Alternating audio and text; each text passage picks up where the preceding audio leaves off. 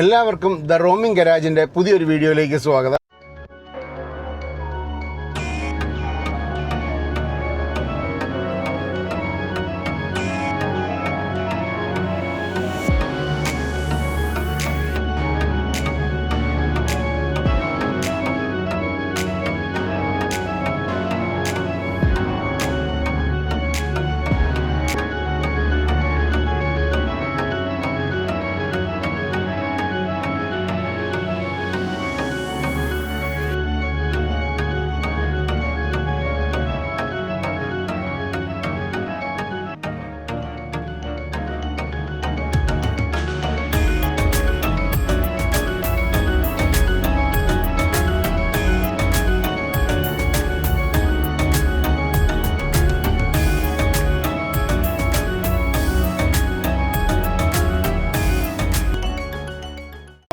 ഇന്നത്തെ വീഡിയോ നമ്മുടെ ഒരു ഡ്രീം യാത്രയെപ്പറ്റി നിങ്ങളോട് പറയാൻ വേണ്ടിയാണ്. നമ്മൾ ലേക്ക് പോകാൻ പ്ലാൻ ചെയ്യുന്നു. മെയ് ഫസ്റ്റ് വീക്ക് നമ്മൾ യാത്ര തുടങ്ങാവുന്നോർത്താണ് ഇരിക്കുന്നത്. നമ്മൾ ലെക്സോൺ ടാറ്റ നാഗമ്പടത്ത് നിന്ന് നമ്മൾ ഫ്ലാഗ് ഓഫ് ചെയ്താണ് നമ്മുടെ യാത്ര തുടങ്ങുന്നത്. നമ്മുടെ ഈ യാത്രയുടെ പേര് വാണ്ടർലസ്റ്റ് എക്സ്പെഡീഷൻ എന്നാണ്. അത് ഫുള്ളായിട്ട് പവർ ചെയ്യുന്നത് ലെക്സോൺ ടാറ്റയാണ്. അപ്പം ലെക്സോൺ ടാറ്റയുടെ ടീമിന് ഞാൻ ഒരുപാട് നന്ദി അറിയിക്കുന്നു. ഇപ്പോൾ ഇന്നത്തെ വീഡിയോ എന്ന് പറയുന്നത് പ്രിപ്പറേഷൻ വീഡിയോസാണ്. അതിനകത്ത് നമ്മൾ കുറേ കാര്യങ്ങൾ ഇൻക്ലൂഡ് ചെയ്യുന്നുണ്ട്. അതിനകത്ത് ആദ്യമായിട്ട് തന്നെ നമ്മൾ വണ്ടി സർവീസ് സെൻറ്ററിൽ കൊടുത്തൊന്ന് പ്രീ ചെക്ക് ചെയ്യാനായിട്ടാണ്. നിലവിൽ വേറെ കുഴപ്പങ്ങളൊന്നുമില്ല. ഞാൻ പെർസെൻറ്റേജൊക്കെ 10ഉം 15ഉം ഒക്കെ ആക്കി നോക്കി. നിലവിൽ വേറെ ഇഷ്യൂസൊന്നും കണ്ടിട്ടില്ല. അപ്പം വണ്ടിയുടെ ബാക്കിയുള്ള കാര്യങ്ങളും കൂടെ ഒന്ന് ചെക്ക് ചെയ്യാം. സസ്പെൻഷനും കാര്യങ്ങളും വേറെ എന്തെങ്കിലും ചെറിയ ഇഷ്യൂസ് വല്ലതും ഉണ്ടോ എന്നുള്ളത് ചെക്ക് ചെയ്യാൻ വേണ്ടി നമ്മൾ കാഞ്ഞിരപ്പള്ളി 26 ലെക്സോൺ ടാറ്റയിലാണ് കൊടുക്കാൻ പോകുന്നത്. അപ്പം അവിടെ ചെന്നിട്ട് എന്തെങ്കിലും കുഴപ്പങ്ങളുണ്ടെങ്കിൽ അതിൻ്റെ വിശേഷങ്ങളും കൂടെ ഞാൻ ഈ വീഡിയോയിൽ ഇൻക്ലൂഡ് ചെയ്യാം. അപ്പം എല്ലാവരും സ്റ്റേ ട്യൂൺഡായിട്ടിരിക്കുക, നമ്മളെ സപ്പോർട്ട് ചെയ്യുക, നമ്മളെ വീഡിയോസ് എല്ലാം ഫുള്ളായി കാണാൻ ശ്രമിക്കുക. ഒരു വലിയൊരു സീരീസ് ആയിട്ട് തന്നെ വരുന്നതാണ്. അപ്പം എല്ലാവരെയും എൻ്റെ വീഡിയോയിലേക്ക് ഒരിക്കൽ കൂടി സ്വാഗതം ചെയ്യുന്നു. സബ്സ്ക്രൈബ് ചെയ്യാത്തവർ സബ്സ്ക്രൈബ് ചെയ്യുക, ബെൽ ബട്ടണും കൂടെ ഞെക്കി റെഡി ആയിട്ടിരിക്കുക. നല്ല നല്ല വീഡിയോസ് ഉറപ്പായിട്ടും നമ്മുടെ ചാനലിൽ വരുന്നുണ്ട്. അപ്പോൾ എല്ലാവരും കാണുക, സപ്പോർട്ട് ചെയ്യുക. അപ്പോൾ നമുക്ക് എങ്ങനെയാണ് ഞാൻ ഓരോ കാര്യങ്ങളും പ്രിപ്പറേഷൻ നടത്തിയേക്കുന്നത് എന്നുള്ളത് പറയാം. മെയിനായിട്ട് കാര്യങ്ങൾ പറയാനുള്ള കാര്യങ്ങളും കുറച്ചുണ്ട്. മെയിനായിട്ട് ഞാൻ ആദ്യം ചെയ്തത് ചാർജിങ് സ്റ്റേഷൻസ് കണ്ടുപിടിക്കുക എന്നുള്ളതാണ്. കഴിഞ്ഞ യാത്രയിൽ ഞാൻ ചാർജിങ് സ്റ്റേഷൻ കണ്ടുപിടിച്ചപ്പോൾ ഒറ്റ റൂട്ട് മാത്രമാണ് കണ്ടുപിടിച്ചത്. അതായത് ഞാൻ ഭൂട്ടാൻ പോയിട്ട് തിരിച്ച് നേപ്പാൾ വഴി ലക്നൗ വഴി ഇറങ്ങി മറ്റേ അമൃത്സർ പോവുക, അങ്ങനെയുള്ളൊരു റൂട്ടാണ് ഞാൻ ഇത് ചെയ്തിരുന്നത്. പക്ഷേ എനിക്ക് നേപ്പാൾ പോകാൻ പറ്റാഞ്ഞപ്പം അതെങ്ങനെ ഓവർകം ചെയ്യണമെന്നുള്ളത് അറിയത്തില്ലാതായിപ്പോയി. ആകെ സ്റ്റക്കായി. പിന്നെ ഒരു കുറച്ച് നേരം എടുത്തിട്ടാണ് നമ്മൾ ചാർജിങ് സ്റ്റേഷൻസ് എല്ലാം കണ്ടുപിടിച്ച് നമ്മളൊരു തിരിച്ച് ആ ട്രാക്കിലോട്ട് വന്നത്. അപ്പം മെയിനായിട്ട് നമ്മൾ ഈ പ്രാവശ്യം 2 റൂട്ട് വെച്ചിട്ടുണ്ട്. ഒന്ന് പോയ റൂട്ട് തന്നെ തിരിച്ചു വരിക, അല്ലെങ്കിൽ ഒന്ന് മുംബൈ വഴി, ജയ്പൂർ മുംബൈ വഴി തിരിച്ചു വരിക എന്നുള്ളതാണ്. അപ്പം എനിക്ക് രാജസ്ഥാൻ പോകണമെന്നുണ്ട്. പക്ഷേ രാജസ്ഥാനിൽ ചാർജിങ് സ്റ്റേഷൻ കുറവായതുകൊണ്ട് നമുക്ക് ഇച്ചിരി ഹൈ റിസ്ക് ആണ്. എൻ്റെ വണ്ടി നെക്സോൺ ആണല്ലോ, നെക്സോൺ പ്രൈം ആണല്ലോ. അപ്പോൾ അതുകൊണ്ട് ചിലയിടത്ത് ചാർജിങ് സ്റ്റേഷൻ ഭയങ്കര ഗ്യാപ്പ് ഫീൽ ചെയ്യുന്നുണ്ട്.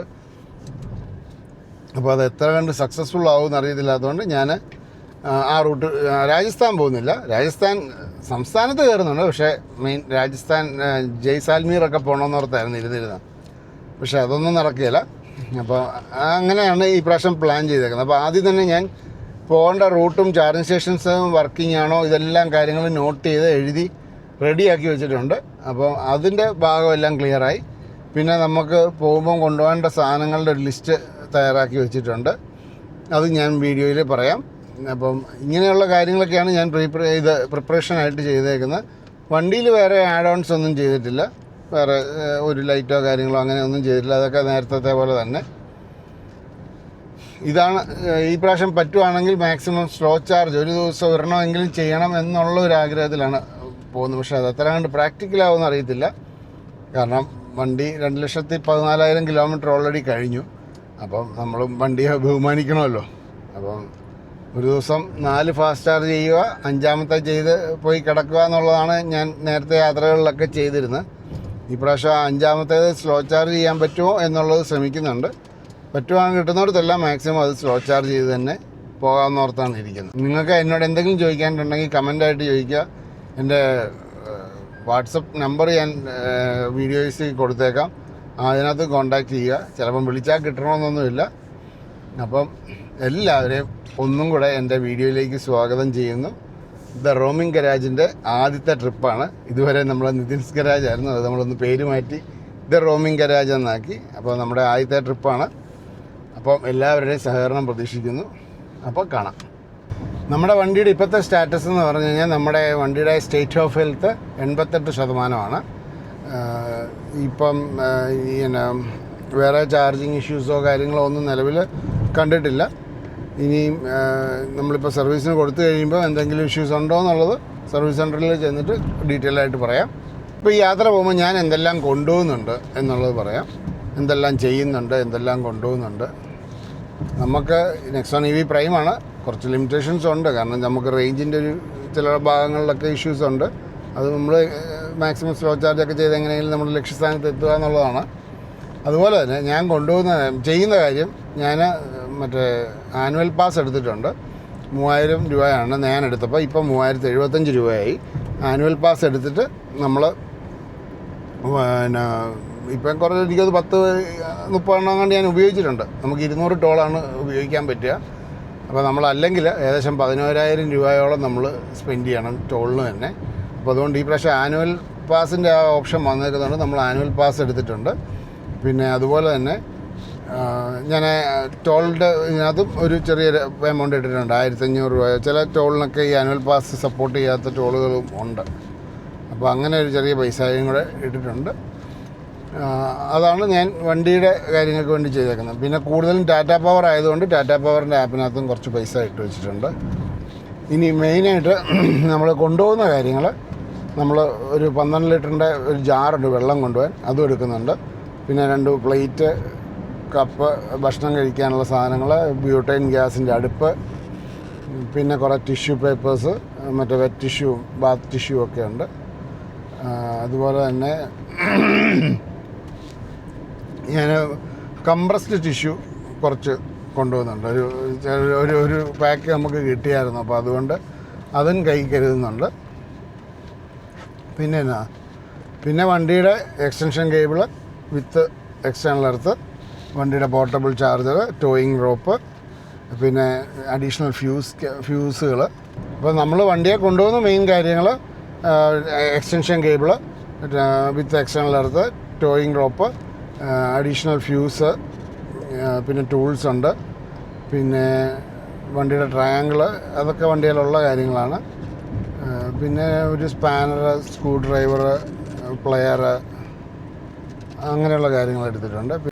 ഭക്ഷണം കഴിക്കാനും ഉണ്ടാക്കാനും ഒക്കെ ഒരു ബ്യൂട്ടൈൻ ഗ്യാസും അതിൻ്റെ അടുപ്പും, പിന്നെ കുറച്ച് പാത്രങ്ങളും, അതുപോലെ പിന്നെ കുറച്ച് സ്നാക്സ്, ബിസ്ക്കറ്റ്സ്, നട്ട്സ്, അങ്ങനെ അത് കുറച്ച് സാധനങ്ങളൊക്കെ എടുത്തിട്ടുണ്ട്. പിന്നെ ജാക്കറ്റ്, തണുപ്പിൻ്റെ സ്ഥലത്ത് ചെല്ലുമ്പോൾ ഇടാൻ വേണ്ടി ജാക്കറ്റുണ്ട്, ഇന്നേഴ്സും ഒക്കെ ഉണ്ട്. നമുക്ക് അവിടുത്തെ തണുപ്പുകൾ, ആദ്യത്തെ പ്രാവശ്യം പോയപ്പോൾ സോൻമാർഗിൽ 9 ഡിഗ്രി ആയിരുന്നു തണുപ്പ്. ഇപ്പോൾ എത്രയാണെന്നുള്ളത് അറിയത്തില്ല, കുഴിയും കുറഞ്ഞൊക്കെ ഇരിക്കും. എല്ലാവരും EV എടുത്താൽ ലോങ് ഒക്കെ പോകണം. നമുക്ക് ചെറിയ ചിലവിന് പോയിട്ട് വരാം. നമ്മൾ ഹോട്ടൽ റൂംസ് എടുക്കണമെന്നൊന്നും നിർബന്ധമൊന്നുമില്ല. പിന്നെ അതുപോലെ വണ്ടിയുടെ ഡോക്യുമെൻസിൻ്റെ എല്ലാം കോപ്പികൾ, പിന്നെ ഒരു 3-4 പാസ്പോർട്ട് സൈസ് ഫോട്ടോ, അതുപോലെ ഞങ്ങളുടെ ഡോക്യുമെൻറ്റ്സ്, ഇതൊക്കെയാണ് നമ്മൾ മെയിനായിട്ട് കരുതിയേക്കുന്നത്.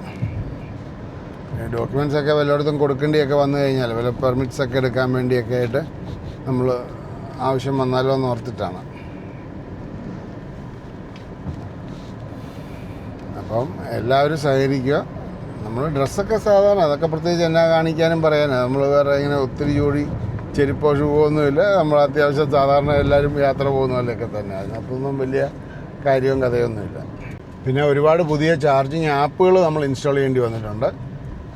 പിന്നെ ഇതും ഏറ്റവും കൂടുതലുള്ളത് Adani, Jio BP, Tata power, static, charge zone ഒക്കെയാണ് കൂടുതലുള്ളത്. ചാർജ് സോണും നമ്മുടെ ചാർജ് മോഡും ഒക്കെ ആയിട്ട് കുറേ ലിങ്കുകളുണ്ട്. അവർ കുറേ കൊളാബറേഷൻ ഉള്ളതുകൊണ്ട് അവരുടെ ആപ്പ് നമുക്ക് ഉപയോഗിക്കാനില്ലെങ്കിൽ ചാർജ് മോഡിൽ പൈസ ഉണ്ട്, ചാർജ് മോഡിൻ്റെ ആപ്പ് ഉപയോഗിക്കാം. അതുപോലെ ഗോയിസിയുടെ ഓൺ സ്റ്റേഷൻസ് കുറച്ച് നോർത്തിലോട്ട് പോകുമ്പോൾ ഉണ്ട്. അപ്പോൾ അങ്ങനെയൊക്കെ നമുക്ക് വലിയ കുഴപ്പമില്ലാതെ പോയി വരാൻ പറ്റും. നമ്മൾ ടെൻഷൻ അടിക്കുന്ന പോലത്തെ പ്രശ്നങ്ങളൊന്നും ഉണ്ടാകുകയില്ല. ധൈര്യമായിട്ട് പോവുക, വന്നതിൻ്റെ ബാക്കി നോക്കി പോവുക, അത്രയേ ഉള്ളൂ. എൻ്റെ വണ്ടി ഇപ്പം 2,14,000 കിലോമീറ്റർ കഴിഞ്ഞു.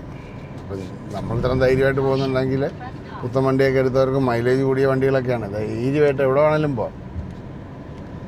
പക്ഷേ ഇതിനകത്തൊരു പ്രശ്നം ഞാൻ പറയാം. എന്നാ പ്രശ്നം, നമുക്ക് എല്ലാവർക്കും പോകാൻ പറ്റാത്തതിൻ്റെ പ്രശ്നം വെച്ചാൽ കമ്പനികൾ 4 ഫാസ്റ്റ് ചാർജിങ് കഴിഞ്ഞാൽ ഒരു സ്ലോ ചാർജിങ് ഒക്കെ വേണമെന്ന് കടുംപിടുത്തം പിടിച്ചു കഴിഞ്ഞാൽ ഒരിടത്തും പോകാൻ പറ്റത്തില്ല. നമുക്ക് കേരളത്തിൽ കൂടെ പോകാം, അല്ലെങ്കിൽ വീട്ടിൽ മീൻ മേടിക്കാൻ വേണ്ടി വണ്ടി ഉപയോഗിക്കാം. പക്ഷേ അതൊക്കെ എല്ലാവരും പോളിസി മാറ്റണം. കാരണം വെച്ചാൽ ഒരു വണ്ടി എടുത്തിട്ട് നിങ്ങൾ ഇത്രയും കിലോമീറ്റർ ഓടിക്കാവുള്ളൂ, അല്ലെങ്കിൽ ഇങ്ങനെ ഓടിക്കാവുള്ളൂ എന്നൊക്കെ പറഞ്ഞാൽ നമ്മളത് എങ്ങനെ എനിക്കറിയത്തില്ല സക്സസ്ഫുള്ളാക്കി നമുക്ക് ആ വണ്ടി ഓടിച്ചുകൊണ്ട് പോകാൻ പറ്റും എന്നുള്ളത്. ഞാൻ പറയുന്നത് വെച്ചാൽ വണ്ടി എന്നാൽ നിങ്ങൾ ചാർജ് ചെയ്യുക, ഓടിക്കുക. ചാർജ് ചെയ്യേണ്ട എല്ലാം 100% ആക്കുകയാണെങ്കിൽ എല്ലാം 100% ആക്കി ഓടിക്കുക. അല്ലാതെ ഇങ്ങനെ ഓടിക്കാവുള്ളൂ അങ്ങനെ ഓടിക്കാവുള്ളൂ എന്നൊക്കെ പറഞ്ഞാൽ നമുക്ക് ഒരിടത്തും പോകാൻ പറ്റത്തില്ല. നമുക്ക് നമ്മുടെ ആഗ്രഹങ്ങളിലൊക്കെ ഇപ്പോൾ എന്നെ സംബന്ധിച്ചാണ് എനിക്ക് ഈ വണ്ടിയാവുള്ളത്. അപ്പം എല്ലാ കാഴ്ചകളിലേക്ക് നിങ്ങളെ സ്വാഗതം ചെയ്യുന്നു. എൻ്റെ യാത്രയിൽ എൻ്റെ കൂടെ സപ്പോർട്ട് ചെയ്യുക, എൻ്റെ കൂടെ ഉണ്ടാവുക. വാട്സപ്പിൽ അയച്ചാൽ ഞാൻ എല്ലാവർക്കും മറുപടി അയക്കാം, പറ്റുന്നത്രയും പേർക്ക് അയക്കാം. കമൻ്റ് ആയിട്ട് ഇട്ടാൽ അങ്ങനെ. നമ്മളങ്ങനെ ലെക്സോൺ ടാറ്റയിൽ സർവീസിന് കൊടുക്കാൻ വേണ്ടി പോവാണ്. ഇവിടെ ഇപ്പം ഷോറൂമുകളിലൊരു കേന്ദ്രമായി മാറിയിട്ടുണ്ട്. നമ്മുടെ സർവീസ് സെൻറ്ററിലെത്തി നമ്മളിത് കയറുന്നു. നമ്മുടെ യാത്രയ്ക്ക് മുമ്പുള്ള പ്രീ ചെക്കപ്പ് നമ്മൾ വണ്ടി കൊടുത്തിരുന്നു ലെക്സോൺ ടാറ്റയിൽ. വേറെ കുഴപ്പങ്ങളൊന്നും കണ്ടില്ല. AC-യുടെ ഗ്യാസ് ഇച്ചിരി കുറവായിരുന്നു, അത് ടോപ്പപ്പ് ചെയ്തു. അതുപോലെ നമ്മുടെ ടയർ ഇച്ചിരി വീക്കാണ്, അപ്പോൾ ഇന്ന് അതും കൂടെ മാറാവുന്നോർത്താണ്. നമ്മൾ ടയർ മാറുന്നത് പൊൻകുന്നുള്ള പുന്നാമ്പറമ്പിൽ ടയേഴ്സിൽ നിന്നാണ്. MRF വാണ്ടറിൻ്റെ എക്കോ സ്ട്രീറ്റ് തന്നെയാണ് മാറുന്നത്. ഈ പ്രാവശ്യത്തെ ടയർ നമുക്ക് വളരെ കുറച്ചാണ് കിട്ടിയത്. എൻ്റെ ശ്രദ്ധക്കുറവാണോ എന്താണോ, ഏതായാലും കുറച്ചേ കിട്ടിയുള്ളൂ. വേറെ ഇഷ്യൂസൊന്നും കാണാത്തതുകൊണ്ട് നമ്മളും ഹാപ്പിയായി. ഞാൻ വേറൊരു കാര്യം കൂടെ പറയാനുണ്ട്. ഞാൻ ഈ യാത്രയിൽ നമുക്ക് 3 വർഷം കഴിയുമ്പം വണ്ടിയുടെ RSA നമ്മുടെ തീരും. നമുക്ക് പിന്നെ ഈ ബാറ്ററിക്ക് വാറണ്ടി ഉള്ളവർക്ക് ബാറ്ററിക്ക് എന്തെങ്കിലും ഇഷ്യൂ വന്നാൽ മാത്രമേ RSA എനേബിളായിട്ട് കിട്ടുകയുള്ളൂ. ഞാൻ ലോങ് യാത്ര പോകുന്നതുകൊണ്ട് ഞാൻ RSA എടുത്തു വണ്ടിക്ക്. 1,795 രൂപ ഒരു വർഷത്തെ പാക്കേജാണ് എടുത്തത്. നമുക്ക് ആ പാക്കേജിനകത്ത് 2 ടോയിങ് ഫ്രീ ആയിട്ട് കിട്ടും. അതുപോലെ 6 മെക്കാനിക്കൽ സർവീസും ഫ്രീ ആയിട്ട് കിട്ടും. പിന്നെ അവർ വണ്ടി ടാക്സി വണ്ടി നമുക്ക് അറേഞ്ചും ചെയ്തു തരും. ഇത്തരം കാര്യങ്ങളാണ് നമുക്ക് ഇതിനകത്ത് കിട്ടുന്നത്. 1,795 രൂപയാണ്. ഇത് വാറണ്ടി കഴിഞ്ഞവർ, വാറണ്ടികളെല്ലാം കഴിഞ്ഞ് നിൽക്കുന്നവർക്ക് എടുക്കുന്നത് നല്ലതാണ്. ഒരു എമർജൻസി വന്നാൽ നമ്മുടെ പോക്കറ്റിൽ നിന്ന് കാശ് പോകാതെ നമുക്ക് 2 ടോയിങ് കിട്ടും, പിന്നെ 6 മെക്കാനിക്കൽ ഹെൽപ്പും. അപ്പോൾ അതുകൊണ്ട് ഞാൻ യാത്ര പോകുന്നത് പ്രമാണിച്ച് ഞാൻ നമ്മുടെ RSA കൂടെ എടുത്തിട്ടുണ്ട്. അതുപോലെ നമ്മുടെ വണ്ടിക്ക് ഫോഗ് ലാമ്പിൽ ഒരു അപ്ഡേഷൻ ചെയ്യാവുന്നവർക്കൊന്നും കൂടെ ഉണ്ട്. അത് മൾട്ടി കളർ, അതായത് പിന്നെ മഞ്ഞയും വാമുമായിട്ടുള്ള ഫോഗ് ലാമ്പ് ആക്കിയാലോ എന്നുള്ളൊരു പ്ലാനിങ് ഉണ്ട്. കാരണം വെച്ചാൽ വിസിബിലിറ്റിയെ ബാധിക്കുന്ന സ്ഥലത്തൊക്കെ ചെന്ന് കഴിഞ്ഞാൽ അല്ലെങ്കിൽ നമുക്കൊട്ടും പ്രശ്നമായി പോകും. കാരണം അത്ര ഹൈ ഓൾട്ടിറ്റ്യൂഡിലൊക്കെ പോകുമ്പോൾ എങ്ങനെയാണ് മഞ്ഞിൻ്റെ അവസ്ഥയൊന്നും നമ്മളിതുവരെ അത് എക്സ്പീരിയൻസ് ചെയ്തിട്ടില്ലല്ലോ. അപ്പോൾ അതുകൊണ്ട് നോക്കാം. നമ്മൾ നദില പാസ് പോയാലായിരുന്നെങ്കിൽ ഒന്നും കാണത്തില്ല, അതാണ് അവസ്ഥ. നമ്മുടെ എൻജിൻ റൂം ഒന്ന് സെറ്റാക്കുകയാണ്. എൻജിൻ റൂമിനകത്ത് നല്ല പൊടിയുണ്ടായിരുന്നു. അപ്പോൾ നമ്മുടെ ഒരു ഡ്രീം ജേർണി സ്റ്റാർട്ട് ചെയ്യുന്നതിന് മുമ്പ് വണ്ടി ഒന്ന് പ്രിപ്പറേഷൻ എന്ന് വേണേൽ പറയാം. കുറേ കാര്യങ്ങൾ ചെയ്ത് തീർക്കേണ്ടതുണ്ട്. അപ്പോൾ സമയം കിട്ടുമ്പോൾ ഓരോരോ കാര്യങ്ങൾ ചെയ്ത് തീർക്കുന്നു. നമ്മൾ ഇങ്ങനെയൊക്കെ എപ്പോഴും എല്ലാവരും ക്ലീൻ ചെയ്ത് തരണം. ഇത് യാത്രയ്ക്ക് വേണ്ടി ക്ലീൻ ചെയ്തതെന്നല്ല, എന്നാലേ വണ്ടി നല്ല അടിപൊളിയായിട്ട് വൃത്തിയായിട്ട് ഇരിക്കുകയുള്ളൂ.